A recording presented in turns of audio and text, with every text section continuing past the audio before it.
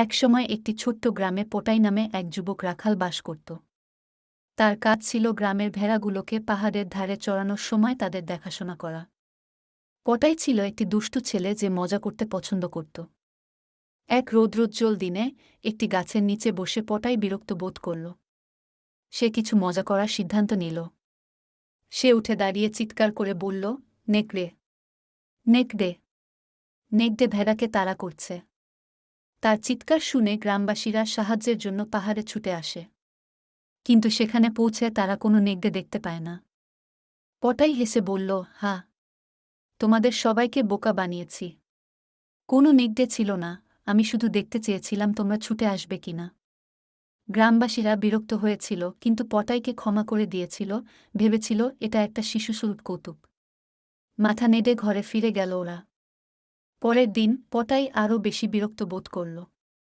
আবার সে চিৎকার করে বলল, নেকড়ে, নেকড়ে, নেকড়ে ভেড়াকে আক্রমণ করছে।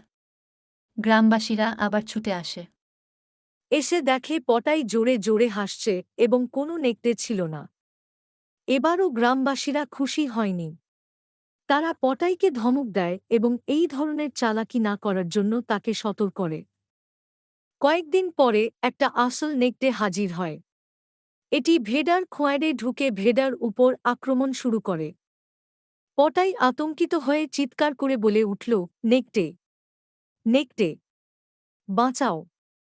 গ্রামবাসীরা তার চিৎকার শুনতে পায়, কিন্তু তারা সাহায্যের জন্য এগিয়ে আসে না। তারা ভাবে পটাই আগের মতোই মিথ্যা চিৎকার করছে। পটাই চিৎকার করলেও কিন্তু কেউ আসে না। নেকড়ে ইতিমধ্যে বেশ কয়েকটা ভেড়া মেরে দেয়। পটাই সেদিন একটি মূল্যবান পাঠ শিখেছিল। মিথ্যা কথা বলে বিশ্বাস ভঙ্গ করলে আর কেউ মিথ্যাবাদীকে বিশ্বাস করে না। তারপর থেকে সে একজন সৎ এবং দায়িত্বশীল মেষপালক হয়ে ওঠে। সর্বদা সে ভেড়ার নিরাপত্তার দিকে নজর রাখে।